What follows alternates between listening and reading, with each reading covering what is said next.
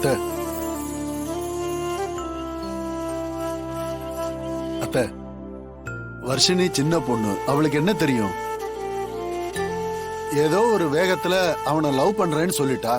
அதுக்காக அவனையே நாம கட்டி வைக்க முடியுமா அத்தை? அவனோட தகுதி என்ன, நம்ம குடும்பத்தோட தகுதி என்னமா? உங்க முடிவுல தான் எல்லாரோட சந்தோஷமும் இருக்கு. நீங்க சொன்னா அவ கண்டிப்பா கேப்பா. அவ சின்ன பொண்ணு, அவளுக்கு எது நல்லது கெட்டதுன்னு வழிகாட்ட வேண்டிய பொறுப்பு உங்ககிட்ட தான் இருக்கு. என் புள்ள சேது மனசுக்குள்ள வர்ஷினி மேல எவ்வளவு விருப்பம் இருந்தா எங்க கிட்டயும் வந்து ஒரு வார்த்தை கூட சொல்லாம நேரா தட்டை எடுத்துக்கிட்டு வந்து உங்ககிட்டயே அவன் சம்பந்தம் பேசுறான். அப்பவே தெரிய வேணாமாத்த அவன் வர்ஷினிக்கு எவ்வளவு பொருத்தமானவன்னு. சத்தியம் பண்ணி கொடுக்கறேன் அத்த, வர்ஷினிய என் புள்ள ரொம்ப சந்தோஷமா வச்சு பாத்துக்குவான். அவனை விட வர்ஷினிய அவ்வளவு அக்கறையா யாரும் பாத்துக்க முடியாது அத்த. அத்த, என்ன முடிவு எடுத்திருக்கீங்க? என்ன முடிவு நான் எடுக்கணும்னு நினைக்கிறேன்? அந்த பையன்லாம் நமக்கு சரி வர மாட்டான் அத்த.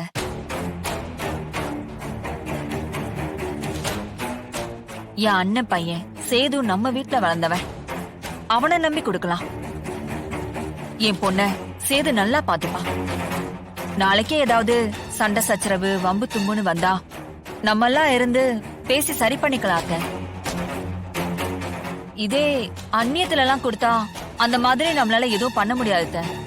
நம்ம இறங்கி போற மாதிரி ஆயிடும் அத்த. நீங்க 3 பேரும் சொல்றதெல்லாம் சரிதான். ஆனா வர்ஷினி அந்த பையனை காதலிக்கிறதா சொல்றா. அது மட்டும் இல்ல, பிரபுவை வேணான்னு சொல்றதுக்கு நம்ம கிட்ட ஒரு ஸ்ட்ராங்கான ரீசன் வேணும். அத்த, அதெல்லாம் தேடினா 1000 காரணம் கிடைக்கும். நீங்க இந்த விஷயத்துல மட்டும் மாத்தி முடிவெடுக்காதீங்க. அவ்வளவுதான் நான் சொல்லுவேன்.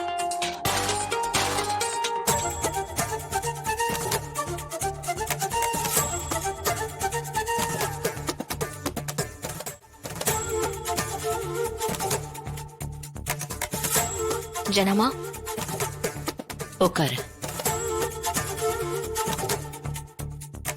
என்ன ஜனமா, எல்லாரும் உங்களை குழப்பறாங்களா? நீயே சொல்லு தமிழ். சேதுக்கு வர்ஷினிய கல்யாணம் பண்ணி வைக்கணுமா இல்லையா? ஜனமா, என் மனசுல இருக்கிறத சொல்லணும்னா சேதுக்கு தான் வர்ஷினிய கட்டி வைக்கணும். ஆனா அது நம்மளால அப்படி ஒரு முடிவு எடுக்க முடியாது. ஏன்னா வர்ஷினி பிரபுவை லவ் பண்றேன்னு சொல்றா. அப்படி விருப்பம் இல்லாத ஒருத்திய நாம கட்டாயப்படுத்தி சேதுவுக்கு கட்டி வச்சா அவங்க வாழ்க்கை எப்படி ஜனமா நல்லா இருக்கும்? அவங்களால சேர்ந்து சந்தோஷமாவே வாழ முடியாது. அது என்னைக்கா இருந்தாலும் பிரச்சனை தான் ஜனமா. சேதுவுக்கு வேணா விருப்பம் இருக்கலாம், ஆனா அதே விருப்பம் நம்ம வர்ஷினிக்கும் இருக்கணும்ல ஜனமா. இல்லனா 2 பேரோட வாழ்க்கையுமே தப்பா போயிரும் ஜனமா. ஜனமா, பிரபுவை பத்தி இப்போ ஓரளவுக்கு தான் தெரியும். நாம பொண்ணு கொடுக்கற அளவுக்கு நமக்கு தெரியணும்னா நாம கொஞ்சம் விசாரிக்கணும் ஜனமா. சரிதான் தமிழ். சேதுவோட நிலைமை, அவன் இவ்வளவு வெளிப்படையா வந்து என்கிட்ட ஒரு விஷயத்தை கேட்டு நான் பார்த்ததே இல்லை. சேதுவோட மனசுக்குள்ள எவ்வளவு காதல் இருந்திருந்தா என்கிட்டயே வந்து இவ்வளவு துணிச்சலா பேசியிருப்பான். சேது கேட்ட உடனே எனக்கும் வர்ஷினிய கட்டி கொடுக்கணும்ன்ற எண்ணம் தான் வந்துச்சு. ஆனா இப்படி ஆயிடுச்சே தமிழ். எனக்கு ரொம்ப கஷ்டமா இருக்கு. விடுங்க ஜனாமா, எல்லாம் நம்ம ஆசைப்படியா நடக்குது. சேது வர்ஷினி 2 பேருமே நம்ம வீட்டு பசங்க தான். 2 பேருமே நல்லா இருக்கணும். இப்போதைக்கே வர்ஷினி விஷயத்த நம்ம முடிப்போம். சேது கிட்ட நம்ம பொறுமையா புரிய வச்சுக்கலாம்.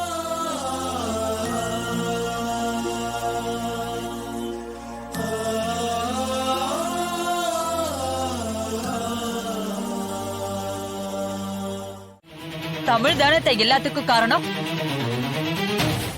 மீனா, மஞ்ச காமால வந்தவங்களுக்கு பாக்குறதெல்லாம் மஞ்சளா தான் தெரியும் சொல்லுவாங்க. உனக்கு இங்க என்ன நடந்தாலும் தமிழத்தான் குத்தம் சொல்லுவியா? அப்படி பேசுறத முதல்ல நிறுத்து. முதல்ல அதுக்கேத்த மாதிரி அவளை நடந்துக்க சொல்லுங்க. மீனா, தமிழ் என்கிட்ட என்ன பேசினான்னு உனக்கு தெரியுமா? தமிழோட விருப்பமும் சேதுக்கு வர்ஷினிய கட்டி கொடுக்கறதுதான். ஆனா என்ன பண்றது, வர்ஷினிக்கு விருப்பம் இல்லைல்ல. வர்ஷினிக்கு விருப்பம் இல்லாத கல்யாணத்தை பண்ணி வச்சு அவங்க 2 பேரும் கஷ்டப்படுறதுக்கா?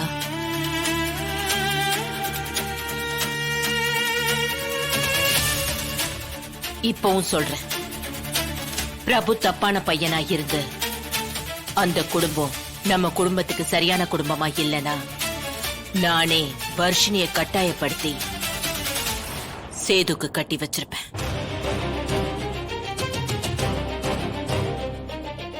ஆனா அப்படி இல்ல. நேர்ல போய் நல்லா விசாரிச்சுட்டேன். நல்ல பையன், நல்ல குடும்பம், அவங்கள வேண்டான்னு சொல்றதுக்கு எந்த காரணமும் இல்லை. அதனாலதான் நான் இந்த முடிவெடுத்தேன். எனக்கு இதுல பூர்ண சம்மதம். பிரபுக்கும் வர்ஷினிக்கும் தான் கல்யாணம்.